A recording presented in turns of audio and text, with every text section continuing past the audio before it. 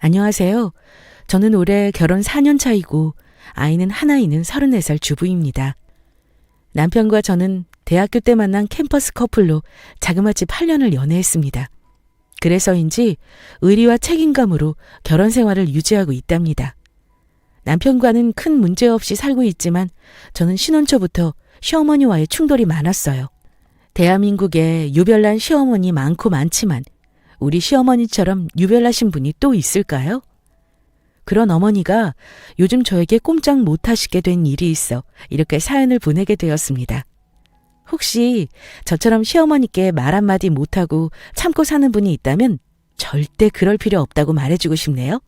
그럼 제 얘기 시작해 보겠습니다.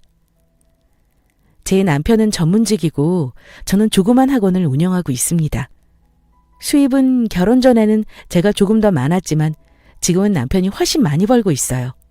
문제는 남편이 소위 말하는 개천에서 용난 사람이고 성품도 좋고 공부도 잘해 집안의 희망이자 기둥이라는 데 있었습니다. 저는 남편과 연애 기간이 길었는데 사실 연애할 때부터 어머니의 아들에 대한 집착을 어렴풋이 느끼고 있었어요. 그땐 어려서 시어머니라는 자리의 중요성을 제대로 인지하고 있지 못할 때였죠. 결혼해도 우리 둘만 있으면 그만이라는 생각이 더 컸을 때였습니다. 연애할 때 일인데요. 크리스마스 이브에 다른 연인들처럼 우리도 만나서 즐거운 시간을 보내고 있었죠. 서로 선물도 주고받았었는데 제가 남편한테 지갑을 선물했었거든요. 졸업하고 일을 시작하면서 돈을 벌고 있을 때라 나름 비싼 브랜드에서 큰맘 먹고 선물한 거였어요. 그런데 남편이 지갑이 무척 마음에 들었었는지 사진을 찍어 엄마한테 자랑을 한다며 보냈어요. 여자친구에게 받은 선물이 너무 마음에 든다며 예쁘냐고 묻는 남편에게 곧바로 전화가 와서는 그럼 우리 아들이 어떤 사람인데 그럼 그 정도는 받아야지 하는 목소리가 수화기 너머로 들렸습니다. 사실 그때부터 뭔가 쎄함을 느끼긴 했지만 에이 설마 아닐 거야 하는 생각으로 대수롭지 않게 지나갔어요. 그 후로도 우리가 데이트하는 와중에 수없이 어머니로부터 전화나 카톡이 오는 일이 많았습니다. 다 큰 아들이 데이트를 하고 있으면 나중에 전화하시겠다고 하고 전화를 끊는 게 예의 아닌가요? 그런데 어머니는 아들이 어디서 무얼 하는지 맛있는 거 뭘 먹고 있는지를 남편에게 전화를 해 자꾸 물어보시곤 했어요. 그럴 때마다 전 솔직히 짜증이 났지만 아직 아들이 좋아 그러시나 보다 했습니다. 결혼하면 안 그러시겠지 하고 자기 합리화했지만 그 이후에도 설마 하는 일이 많이 있었어요. 도망치려면 쎄함을 느꼈을 그때 도망쳤어야 하는데 말이죠. 그때 도망 못 간 덕분에 결혼 초반부터 최근까지 어머니께 스트레스를 받으며 살고 있네요. 시부모님께 처음 인사드리러 간 날 어머니를 실제로 뵙고 나서는 내가 사람을 오해했나 하고 생각을 했었어요. 내가 온다고 나름 옷까지 신경 써서 차려입고 음식까지 준비해 놓으신 모습에 그래도 경우가 있는 분인 줄은 알았습니다. 시아버지도 온화한 분이셨고 어머님과도 사이가 좋아 보이셔서 제가 어머니에 대해 잘못 생각했나 하고 생각할 때였습니다. 어머니께서 저에게 했던 말이 저는 아직도 잊히지가 않는답니다. 우리 영훈이 잘 키워서 너한테 주는 거니 이제 너도 나한테 잘해야 한다. 솔직히 너 볼 거 없는 집안에 내가 허락 안 할 수도 있었지만 아들이 너 아니면 결혼 안 한다 그래서 오케이 한 거니 두고두고 기억해라. 알겠지? 아들이 좋아해서 오케이 하셨다고 한 것도 참 기가 차는데 사실 모든 면에서 제가 남편보다 떨어지는 점도 없거든요. 학벌에 집안 형편까지 남편과 비슷했으니까요. 그때부터 사실 저는 이 집 좀 이상하다 라고 생각하고 있었어요. 그렇지만 결혼 전에는 그런 점이 현실로 다가오지 않기 마련이죠. 결혼 전까지는 애써 믿고 싶지 않아 하며 좋게 보려고 애를 썼지만 막상 결혼하고 나니 다 현실이더군요. 특히 어머님의 지나친 간섭과 아들 최고 사상 때문에 저는 신혼 때부터 숨이 막혔습니다. 시어머니의 간섭은 막 결혼했던 신혼 초부터 시작되었습니다. 어머니는 주말마다 저희를 챙겨주신다는 명목으로 집에 오셔서 제 살림살이를 이것저것 간섭하기 시작하셨어요.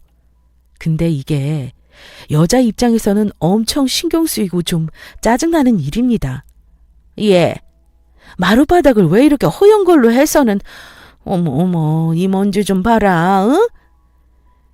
집에 들어서자마자 마룻바닥 지적질부터 시작하시더군요. 그때 하필 어머니가 계실 때 비데 렌탈하시는 기사님이 오셨는데 화장실까지 쫓아 들어가셔서는 이런 게 왜 필요하냐며 간섭을 하시더라고요. 그러더니 바닥을 보시면서 화장실 바닥에 웬 머리카락이 이렇게 많니? 좀 치우고 살아라. 이러십니다. 그러고는 또 냉장고로 거침없이 걸어가셔서는 어디 뭐 먹고 사는지 좀 보자 하시며 거리낌 없이 냉장고 문을 함부로 여시곤 했습니다. 이런 식으로 신혼집을 함부로 열고 닫고 뒤지시는 간섭질이 저도 점점 짜증이 나더군요. 냉장고를 한참 뒤지시고 나서는 너네 밥은 차려 먹는 거니? 아침에는 뭐해 먹고 가니? 하고 물으십니다. 남편과는 저녁에 하루 한 끼만 먹는 날이 많았습니다. 남편은 아침 7시에 출근해야 하는데 저는 저녁 늦게 퇴근해서 12시 이후에 출근하다 보니 생활 패턴이 맞지 않아 아침은 그냥 건너뛰기로 했죠. 근데 어머님은 아들이 밥 굶을까봐 걱정이 되는지 저한테 뭐 해 먹고 사냐고 물어보시고 남편 혼자 있을 때도 계속 떠보듯 물어보시곤 했어요. 나중에 그 의도를 안 남편이 어머니께 얘기했죠. 엄마, 은영이가 평일엔 퇴근하고 힘들어도 나 먹으라고 저녁을 늦은 시간에도 차려줘요. 그리고 난 아침에 일찍 나가니까 출근해서 먹는 날이 많아. 주말엔 우리도 피곤하고 쉬어야 하니까 그냥 나가서 먹거나 시켜 먹고 그래.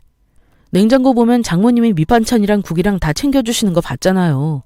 그러니까 은영이한테 잘 챙겨 먹이라고 잔소리 좀 그만하세요. 은영이가 엄마처럼 집에만 있는 주부도 아닌데 어떻게 삼시세끼를 다 차려 먹겠어요? 이렇게 애둘러 말을 했는데도 본인은 반찬 한 번 안 챙겨주시면서 아들 잘 해먹이라고 저를 그렇게 닥달하시는지 모르겠어요. 저도 학원을 운영하니 늘 피곤해서 주말에는 좀 쉬고 싶은데 어머님이 항상 아무 때고 들이닥치시니 집에 있어도 쉬는 것 같지가 않았습니다. 그러다 보니 저는 제 집인데도 집에 있는 게 싫어지더군요. 한 번은 어머니가 결혼을 앞둔 시누이와 같이 저희 집에 오셨습니다. 시누이는 곧 결혼을 앞두고 있었고 남편과 연애할 때부터 얼굴을 보던 사이라 그런지 그나마 시댁 식구들 중에서 말이 통하는 사람이었어요. 아가씨, 결혼 얼마 안 남았는데 시댁 식구들 다 만나봤어요? 어때요? 좋은 분들 같아요? 언니, 아직 잘 모르겠어요. 살면서 차차 알게 되겠죠. 그럼 신혼집은 어디로 얻었어요? 지금 사는 데서 가까운 아파트로 얻어야 아가씨도 출퇴근 수월하게 할 수 있을 텐데. 근데 남편이 직장이 대전이라 결혼하면 아무래도 제가 일을 관두고 남편 직장 근처로 가야 할 것 같아요. 시댁도 대전에 있고요. 하고 신우이가 대답을 하자마자 갑자기 어머니가 끼어드시며 자고로 여자는 시집 오면 친정과 거리를 어느 정도 둬야 한다.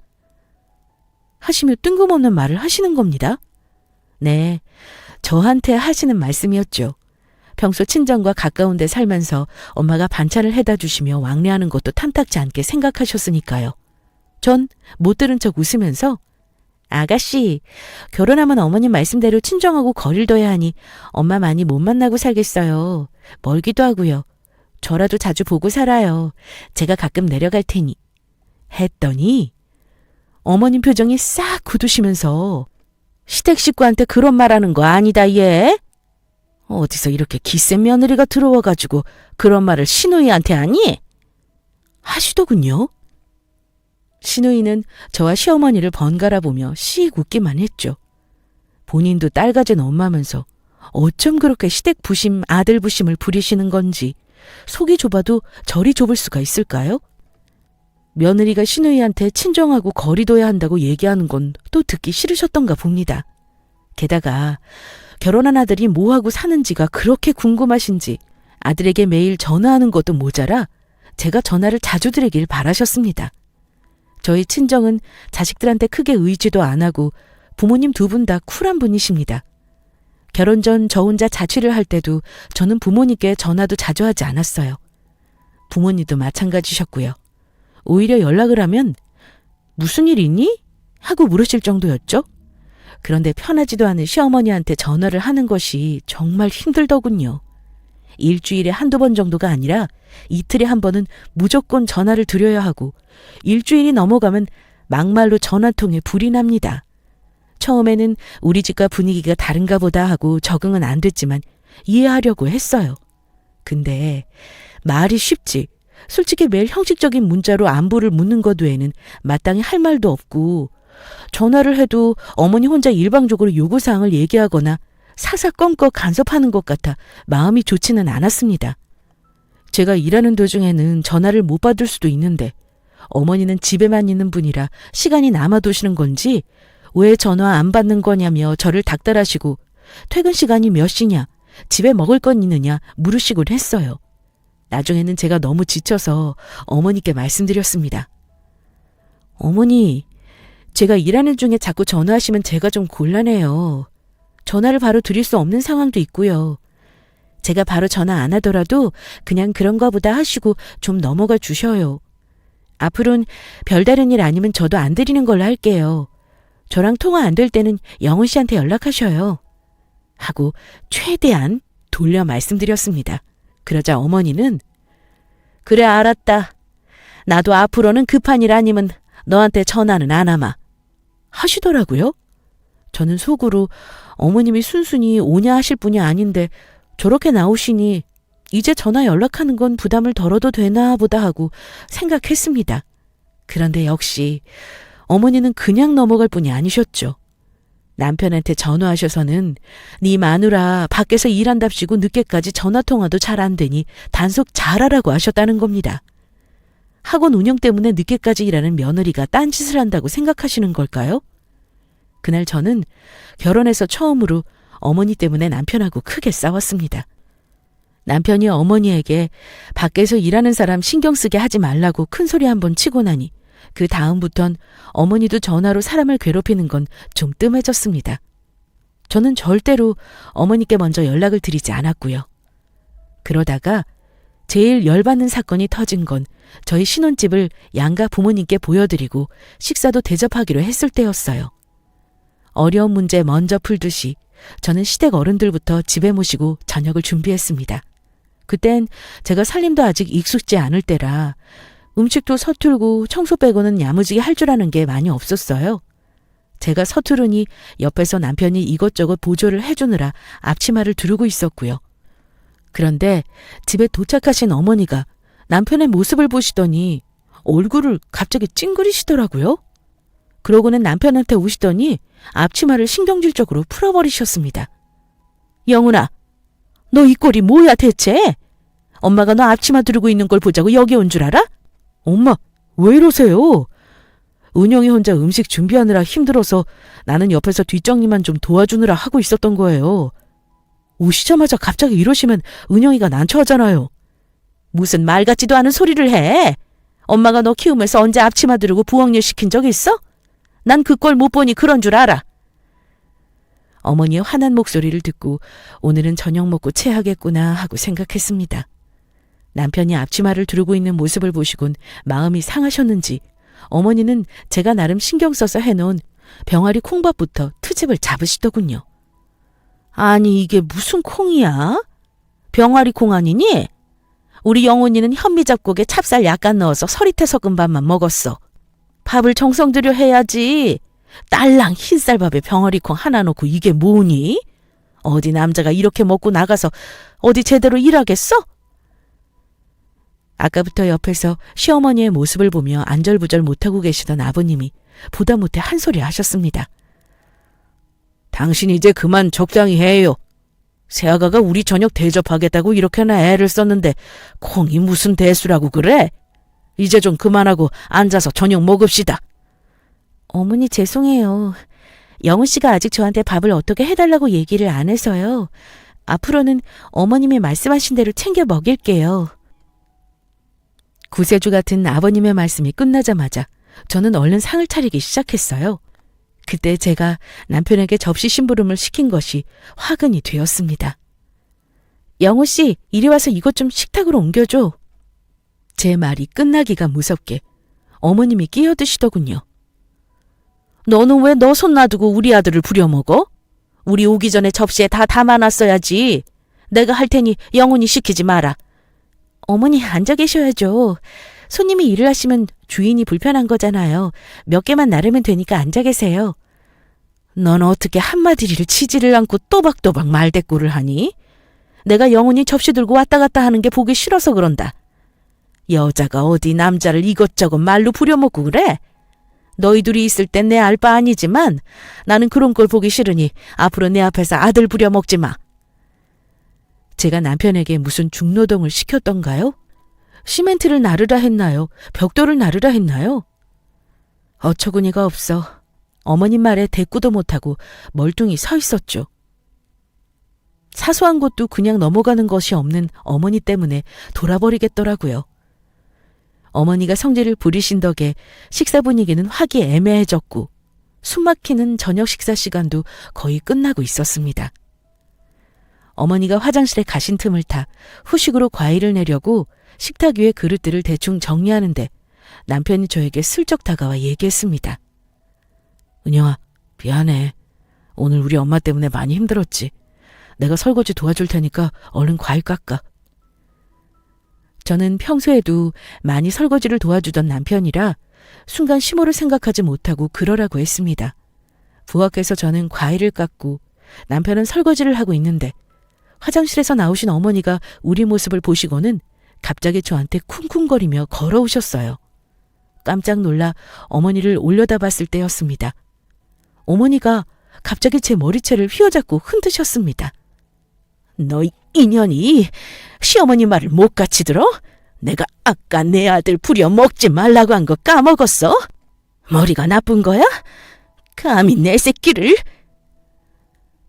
고래고래 소리까지 질러가며 악에 바친 어머니의 모습을 보자 귀신이 있다면 딱 저 모습일 거라고 생각했어요. 깜짝 놀란 남편이 어머니를 황급히 뜯어 말렸습니다.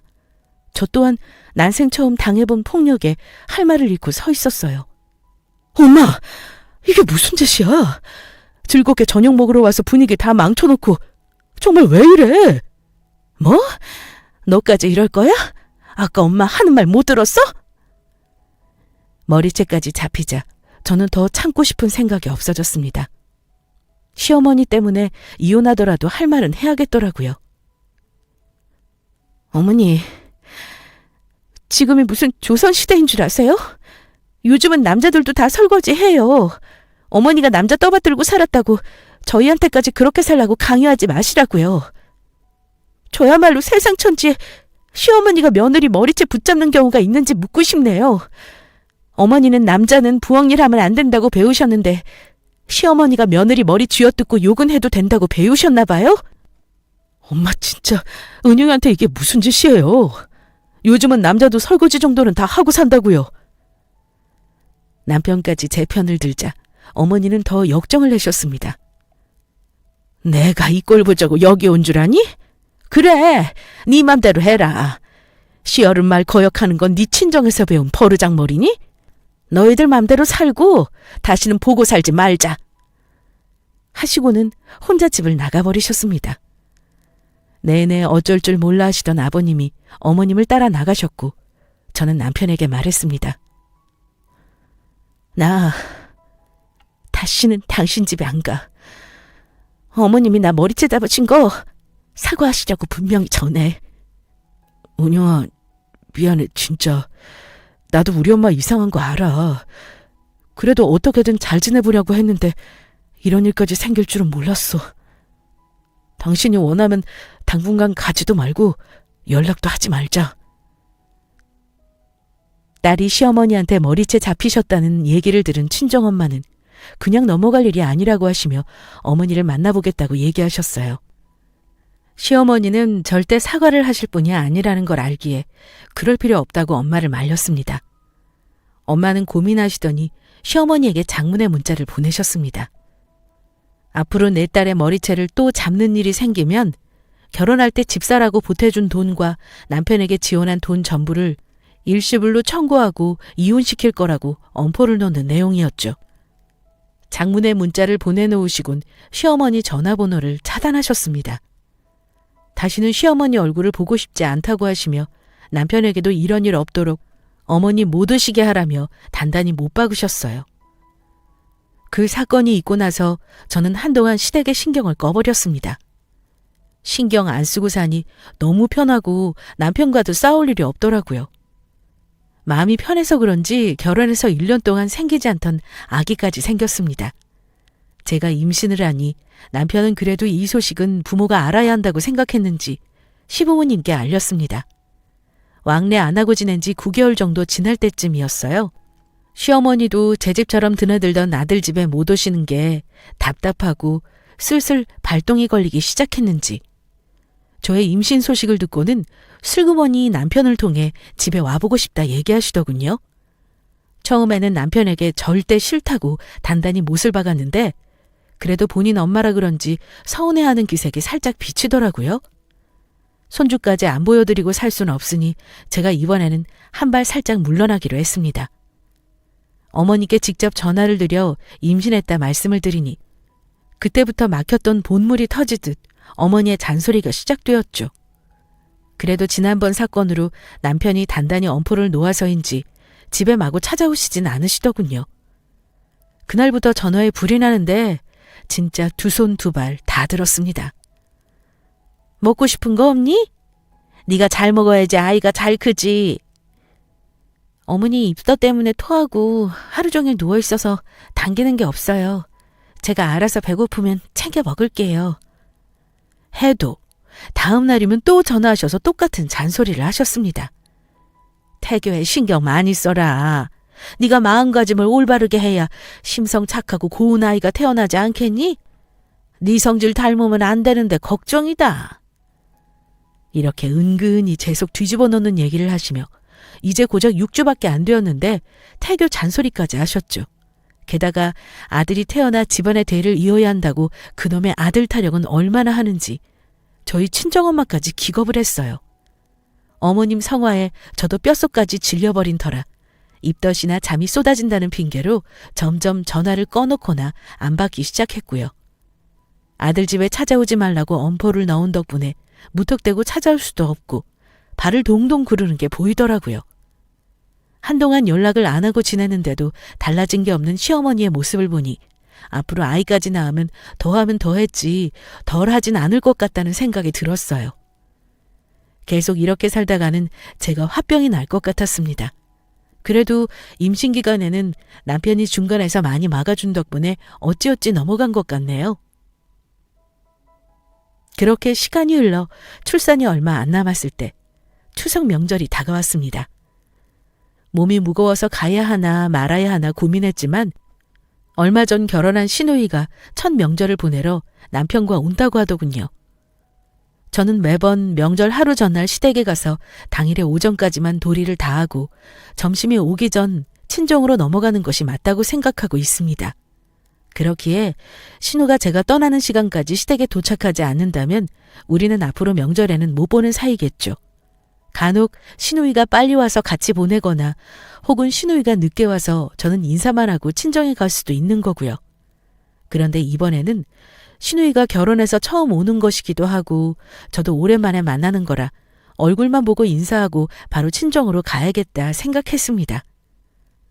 그렇게 추석이 되었고 저는 무거운 몸을 이끌고 꾸역꾸역 시댁으로 갔습니다. 시간이 많이 흘렀지만 어머니가 화내는 모습과 제 머리채를 잡는 모습이 트라우마로 남아있었나 봐요. 오랜만에 시댁으로 들어가는데 스트레스 때문인지 가슴이 두근거리기까지 했습니다. 이번 명절은 제발 좀 무사히 지나가길 바라는 마음이었죠. 어머님은 오래간만에 아들 내외가 집에 오니 신나 보이셨습니다. 제가 들어오자마자 앞치마를 내미셨고 저는 일단 받아들었습니다. 왔니? 내가 동그랑땡 속 만들어놨으니까 얼른 만들어라. 제사상에 올릴 거니까 너무 크게 하지 말고 딱 500원짜리 동전만한 크기로 빚어서 붙이면 된다. 알겠다고 대답하고 속 만들어 놓으신 걸 보곤 진짜 깜짝 놀랐습니다. 어머니, 식구도 없어서 먹을 사람도 없는데 왜 이렇게 많이 해놓으셨어요? 저걸 다 누가 먹는다고. 많긴 뭐가 많니? 앉아서 먹다 보면 많지도 않아. 식구들 먹을 건데 힘들어도 만들어 먹어야지. 하시는데 솔직히 어느 집에서 동그랑땡을 김장 대야만큼 하나요? 전중에서도 동그랑땡이 제일 손이 많이 가고 귀찮은 건데 말이죠. 저걸 언제다 붙이냐 생각하면서 나온 배를 부여잡고 앉아 동그랑땡을 만들기 시작했죠. 괜히 왔다고 후회하고 있는데 남편이 도와준다고 옆에 앉아 같이 동그랑땡을 빚기 시작했어요. 어머니가 또 한 소리 하실까 해서 슬쩍 눈치를 보니 눈만 흘기고 말뿐 별다른 소리를 안 하시더라고요. 그런데 남편이 만든 동그랑땡 크기를 보시고는 엄마가 제사상에 올릴 거니까 작게 만들라 했잖아. 왜 이렇게 크게 하니? 봐라, 자, 이렇게 요만하게 만들라니까. 엄마, 나 이제까지 우리 집 제사상에서 동전만한 동그랑땡은 먹어본 적 없어요. 그렇게 만들면 오늘 저녁까지 해도 다 못해. 우리가 알아서 할 테니 신경 쓰지 말고 놔둬요. 손바닥만한 크기로 동그랑땡을 붙이는 남편을 보신 어머님이 남편 옆에 앉더니 제사상 올라가는 음식인데 정성이 없다면서 저한테 들으라는 듯 말씀하셨어요. 저는 또 시작이구나 생각하면서 이번 명절이 지나면 다시는 시댁에 오지 말아야겠다고 마음먹었죠. 배가 불러 앉아있기도 힘든데 계속 일거리를 주시는 어머님 때문에 속이 부글부글 끓어올랐습니다. 참을 인자를 한 50개쯤은 마음속에 새기면서 얼른 집에 갈 시간만 기다렸죠. 앉아서 전 부치는 저한테 잔소리는 또 얼마나 하시는지 애 낳으면 산후조리를 어디서 할 거냐부터 시작하시더니 산후조리 할 동안 우리 아들 밥은 누가 해주냐는 소리까지 하시길래 저도 참다 그렇게 걱정되시면 어머님이 아들밥 챙겨주시면 되지 않겠냐고 되받아쳤습니다. 어머니는 맞받아치는 제가 또 못마땅하셨나 봐요. 우리 집에 너같이 기센 여자가 없는데 너 들어오고부터 가족끼리 만나지도 못하고 되는 일이 없다면서 집안에 여자가 잘못 들어왔다는 말까지 하시더군요. 제가 여기서 더 맞받아치면 또 큰 싸움이 날 것 같아 대꾸를 그만뒀습니다. 왜 며느리가 화목한 가족을 위해 어머니에게 굴복하고 복종해야 하는 건가요? 기본도리는 하려고 온 배까지 부른 며느리한테 저렇게까지 막말을 하시는 어머님을 보고 이 집에서 빨리 나가고 싶은 생각만 들었습니다. 그래서 시누이고 뭐고 내일 아침 제사만 끝나면 바로 집으로 가야겠다고 남편에게 말해두곤 시댁에서 불편한 잠을 청했죠. 아침이 되어 제사를 지내고 나니 시간이 많이 지났더라고요. 슬슬 친정에 가려고 준비를 하고 있는데 어머님이 다 아시면서 모르는 척 어딜 가냐고 물으시더군요. 어머니, 저 제사도 끝났으니 친정에 좀 가볼게요. 지금까지 있었으면서 뭘 가겠다고 일어나니? 넌 시누이 얼굴도 안 보고 갈 참이야? 얼마 안 있으면 도착하는데 얼굴 보고 점심 먹고 천천히 가도록 해라. 그동안 중간에서 내 편을 들어주던 남편이 이번에는 자기도 오랜만에 보는 동생이니 잠깐만 보고 가자며 부탁하길래 속으로는 우라통이 터졌지만 한 번 더 참자고 생각하고 자리에 앉았습니다. 얼마 후 시누이가 새신랑과 함께 도착했습니다. 어머니는 아들만 좋아하시는 줄 알았는데 시집간 딸은 또 그리 애달프신가 봐요. 공주님 모시듯 반겨하시면서 저한테 상 좀 차리라고 하시더군요. 배부른 몸으로 제가 상을 차리는 걸 보며 신우가 도와주겠다고 말하자 어머님이 말씀하셨습니다. 시댁에서 바로 오느라 피곤할 텐데 그냥 놔둬. 친정에 왔으면 쉬어야지. 일할 사람 있는데 네가 왜 하니? 아이, 그래도 엄마. 언니 몸도 무거운데 혼자 어떻게 그래. 언니, 저랑 같이 해요. 저는 또 시누이의 그 말에 그래 그럼 같이 해요 할 수가 없더라고요. 아니에요, 아가씨. 오랜만에 친정 왔는데 옷 갈아입고 앉아서 좀 쉬어요. 하고는 부엌으로 들어갔습니다. 저 빼고 거실에서 앉아 하하호호 떠드는 시댁 식구들을 보니 내가 지금 뭐하러 여기에 있나 싶은 생각이 들었죠. 저는 끓어오르는 화를 사기며 일단 상을 차렸습니다. 제사상, 음복상, 점심상 총 3번째 상차림이었죠. 배는 뭉쳐오고 다리도 붓고 아팠지만 오늘이 마지막이다 하고 이를 악물었어요. 식사를 하는 동안 어머님은 시누이의 시댁은 어떤지 잘해주시는지 이것저것 물으시더군요. 배부른 남의 딸은 잘도 부려먹으시면서 본인 딸이 고생하는 건 또 싫으셨나 봐요. 옆에 있던 신우이의 남편에게 말씀하시더라고요. 자네가 잘해야 우리 영선이가 안 힘든 거 잘 알지? 가능하면 시댁에는 너무 자주 가지 마. 시댁이랑 가까운 데 사는 게 여자한테는 은근 스트레스인 거 자네도 잘 알 거야. 행여 명절에 우리 영선이가 친정에 가는 거 붙잡고 그러시면 자네가 꼭 뿌리치고 와야 하네? 예, 장모님, 너무 걱정 안 하셔도 됩니다. 저희 부모님 오히려 오늘 얼른 가라고 저희 등 떠미셔서 아침 먹고 쫓겨나듯이 왔는걸요. 어른들도 영선이 예뻐하니 걱정 마세요. 대화를 듣고 있자니 내로남불이 저런 건가 하며 실소가 나왔죠. 식사를 마치니 어머님은 저에게 후식을 준비하라시며 화장실에 가셨어요. 제가 설거지를 하려고 하자 신우이가 말했어요. 나도 오랜만에 친정에 왔고 언니도 배가 많이 부르니까 자기가 좀 설거지 해주면 안 되겠어? 그래, 설거지는 내가 해줄게. 신우이 남편이 앞치마를 두른 채 설거지를 하고 신우이가 과일을 깎는 모습을 보니 불현듯 지난번 내가 어머님한테 머리채를 잡혔던 일이 떠오르면서 화가 치솟았습니다. 명절에 시댁에 와서 이틀 동안 친정도 못 가고 상만 차리고 있는 데다가 신우이 내외까지 챙겨야 하는 이 짜증나는 상황이 너무 싫었습니다. 가뜩이나 열받아 있는 와중에 신우이 내외의 모습을 보니 예전에 시어머니한테 머리채 잡히던 일이 떠올라서 더는 못 참겠더라고요. 저는 신우이에게 성큼성큼 다가가서 머리채를 확 움켜쥐고 마구 흔들었어요.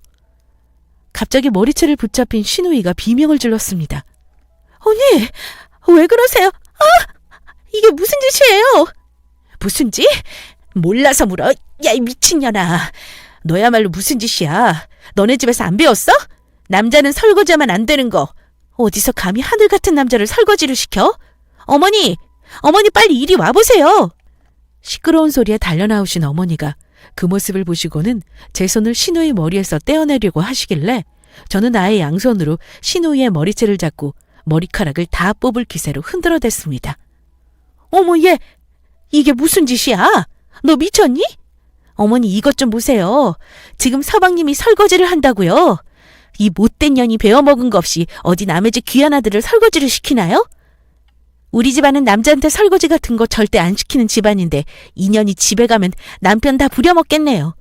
어머니도 이런 걸 못 보시잖아요. 이건 머리를 다 뽑아도 버르장머리를 고쳐놔야죠. 뭐? 예.